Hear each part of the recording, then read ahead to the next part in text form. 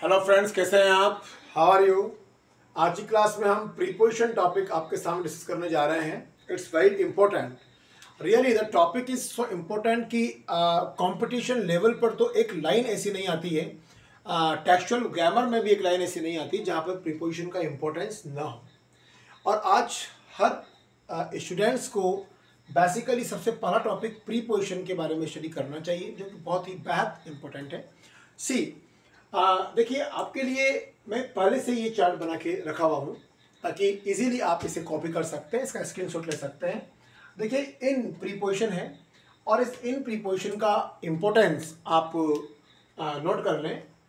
These are some points, और इन ये जो पॉइंट्स यहाँ पर आप देख रहे हैं, these are very really important and factual.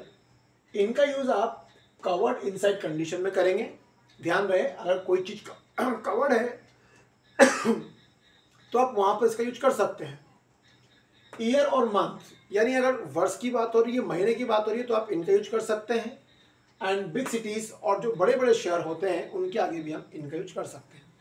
देखिए, जनरली सेंटेंस में अगर हमें ईयर दिखाया जाता है कि उसका जन्म इस साल को हुआ, दैट ही बॉर्न इन 2023, तो हमको वहाँ ईयर बताने के लिए इनका यूज करना पड़ेगा।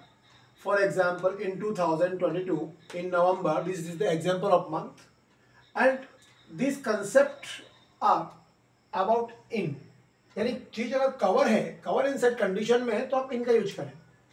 नाउ एड प्रीपोजिशन हम आते हैं। एड का मतलब वैसे हिंदी में होता है पर, यानी आप जब किसी स्थान पर खड़े हो, किसी स्थान के बारे में बात कर रहे हो, उस स्थान पे खड़े होने के लिए कह रहे हो, तो आप वहां पर प्लेस को शो करने के लिए इन एड का यूज कर सकते हैं।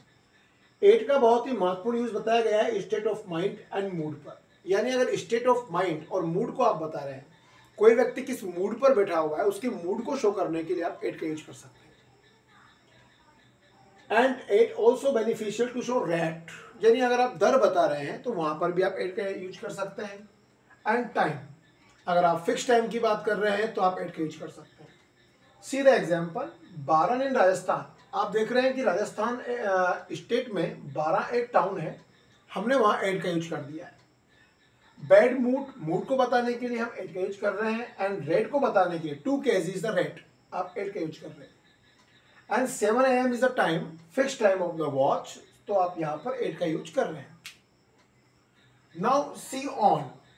On preposition generally denote for upside position condition, यानी अगर कोई चीज अपने सरफेस लेवल से टच करके ऊपर रखी हुई है, आप वहां पर ऑन का यूज करें। और डेट और डे अगर आप बोल रहे हैं, तो डे और डेट को भी शो करने के लिए आप ऑन का यूज कर सकते हैं। जैसे will you please meet me on Monday, तो Monday is the name of day, तो आप उस डे को शो करने के लिए ऑन का यूज कर सकते हैं। See here are example of on. On table, my book is on the table. We will meet on Monday. There are 2 use about on. Now into generally show moving inside condition, यानी अगर कोई चीज move करती हुई आपके सामने से इन continue position में अंदर चली जाती है।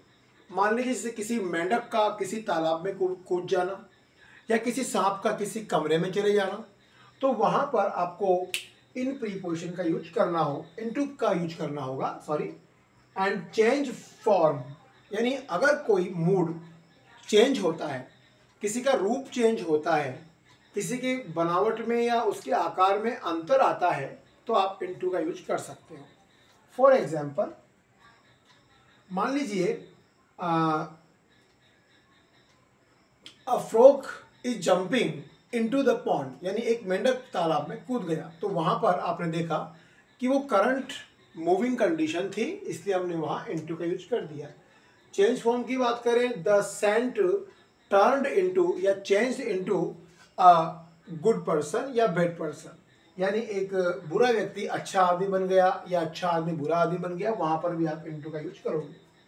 Now last use above. Above का मतलब होता है ऊपर, यानी कोई चीज किसी कमरे में स्टेबल कंडीशन पर ऊपर की तरफ है। See the position, this is marker. इस मार्कर के ऊपर अगर हम एक बल्ब को हैंग कर देते हैं, तो there is a big gap, and the thing is stable condition, तो उस स्टेबल कंडीशन को दिखाने के लिए आप अबव का यूज कर रहे हैं। एंड अपर पोजीशन, आप किसी की पोस्ट को बताने के लिए जो कि आपसे ऊंची पोस्ट है, उस ऊंची पोस्ट को दिखाने के लिए आप अबव का यूज कर सकते हो। सी द एग्जाम्पल, यहाँ पर ये व्यक्ति है और ऊपर एक फैन है, तो ये व्यक्ति बोल रहा है the fan is above my head, यानी पंखा उसके सर के ऊपर हैंग हो रहा है।